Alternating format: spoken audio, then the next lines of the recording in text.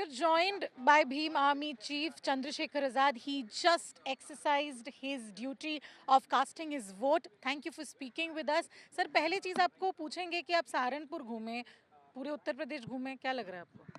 तो उत्तर प्रदेश की जनता बदलाव चाह रही है, परिवर्तन का दौर चल रहा है। एक तरफ अमीरुल दल हैं, मैं अपनी भाषा में बताता हूँ, एक तरफ गरीबों के दल हैं। जनता ने अमीरों को आजमा लिया है और देखो 7 से 12 की सरकार हो, 12-17 की सरकार हो, 17 से 22 की सरकार, जनता ने देख लिया है कि जब वो अपने अधिकारों की बात करेंगे तो ये उनको धर्म का नशा चढ़ाएंगे। अब वो चढ़ने वाला नहीं है।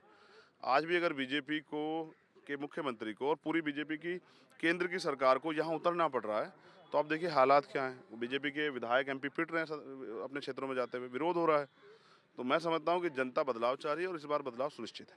चंद्रशेखर जी, आपने बहुत ही इजी शब्द में कह दिया है कि गरीब और अमीर का चुनाव है, लेकिन यूपी में ऐसा होता नहीं है। कास्ट इक्वेशंस भी होते हैं, वहाँ पे रिलीजियस इक्वेशंस भी होते हैं। कास्ट इक्वेशन की अगर बात करें, दलितों को वू करने के लिए सारे पार्टीज लग गई है। मायावती जी भी बहुत लेट उतरी, तो ऐसे में आपको क्या लगता है कि वो दलित वोट अगर सब में बट जाएगा, किसी एक पार्टी को बेनिफिट होगा? क्या यही प्रोसीडियर है इस बार यूपी इलेक्शन? नहीं, मैं समझता हूँ दलित का वोट इतना है जितना पूरे उत्तर प्रदेश में अपर कास्ट हिंदू का वोट उससे भी ज़्यादा है। जब वो बढ़ सकता है तो यहाँ भी चीज़ें ट्रांसफ़र हो सकती है। मैं मेरी हमारी लड़ाई इसी के खिलाफ है कि जाति धर्म से ऊपर उठ के अब मुद्दों की राजनीति हो। मैं ये पूछना चाहता हूँ कि जब नौजवानों को रोजगार की जरूरत थी और विपक्ष को लड़ना था सरकार के खिलाफ, तो ये विपक्ष के लोग कहाँ थे? सड़कों पे थे। जब सरकार अन्याय अत्याचार करके निर्दोष लोगों को जेल भेज रही थी, जब पेपर जो भर्ती के पेपर लीक हो रहे थे, जब बहनों पे के साथ रेप हत्याएं हो रही, तब ये विपक्ष के लोग कहाँ थे? इनको सिर्फ चुनाव ही लड़ना है। मैं किसी के लिए पक्ष में नहीं कह रहा हूँ, मैं कह रहा हूँ कि जनता ने सारे नेताओं को देख लिया है। आज़ाद समाज पार्टी को भी, क्योंकि वो नया दल है, उसको इग्नोर किया जाए, लेकिन सच ये है जब रिजल्ट आएगा तो आपको देखने को मिलेगा कि आज़ाद समाज पार्टी के बिना उत्तर प्रदेश सरकार नहीं बनेगी। और जिन लोगों ने हमें नकार दिया था इस समझ के कि तो नए लोग हैं, वो भी लोग हमारे दरवाजे घूमते फिरेंगे कि आइए हमारी मदद करा दीजिए। तब भी हम उनको प्रयास करेंगे कि भाजपा को रोकने के लिए एक अच्छी सरकार बन जाए। अगर प्रधानमंत्री की बात करें, कुछ ही दिन पहले सहारनपुर आए थे, मुस्लिम जो महिलाएं हैं उनकी तरफ ज़्यादा इशारा करके बोला कि हमने आपके लिए ट्रिपल तलाक का काम किया। इस बार हिजाब का भी मुद्दा उन्होंने वेल्ड एक अटैक किया कहीं ना कहीं। तो क्या आपको लगता है कि इसमें कोई फ़ायदा होगा बीजेपी को? यही मुख्यमंत्री बयान दिए थे जब सीएए एनपीआर एनआरसी का आंदोलन चले कि मुसलमान अपने आप तो घर में घुस गए हैं और अपनी बीवियों को, अपनी बच्चों को सड़क पर बिठा दिया है। देखिए, मैं योगी आदित्यनाथ को एक्सीडेंटल मुख्यमंत्री मानता हूँ और वो हैं भी। ना 2012-17 में उनके नाम पे वोट पड़े थे, ना वो सीएम फेस थे। केशव प्रसाद मौर्य पिछड़े वर्ग के व्यक्ति थे जिनके नाम पे जनता ने स्वीकार किया कि बीजेपी का चाल चरित्र बदल गया है। पिछड़े वर्ग के व्यक्ति को मुख्यमंत्री बनाए तो ठीक है, इनको वोट देते हैं। जनता के साथ धोखा हुआ, जनता उस अपमान का बदला लेने के लिए बैठी है। बताइए, पिछड़े वर्ग के उप मुख्यमंत्री को स्टूल पे बिठाते हैं। अब जनता जवाब देगी और निर्णय भाजपा के खिलाफ है। आज आप मेरी बात को नोट कर लीजिए कि बीजेपी के एमपी एमएलए क्षेत्रों में नहीं घुस पा रहे हैं। इसका परिणाम ये है कि बीजेपी ने 5 साल काम नहीं किया है। जनता त्रस्त है और गोरखपुर के हाल तो उससे भी बुरे हैं। चंद्रशेखर जी, क्योंकि आपने मुख्यमंत्री की बात किया, आज सवेरे उन्होंने कहा कि देश को गजवाए हिंद नहीं होने देंगे।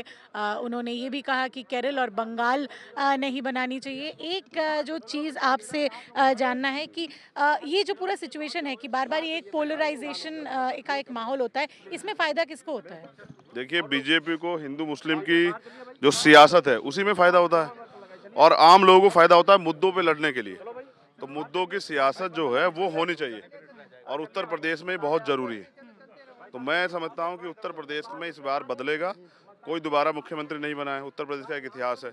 लेकिन उत्तर प्रदेश बदलाव मांग रहा है, इसका इसका परिणाम 10 मार्च को आ रहा है। हिजाब को लेके हर बार सुनवाई हो रही है। पिछले जब फेज में इलेक्शन था तब भी हुई, इस बार भी हो रही है। इसका कोई एफर्ट या फिर कोई इफेक्ट?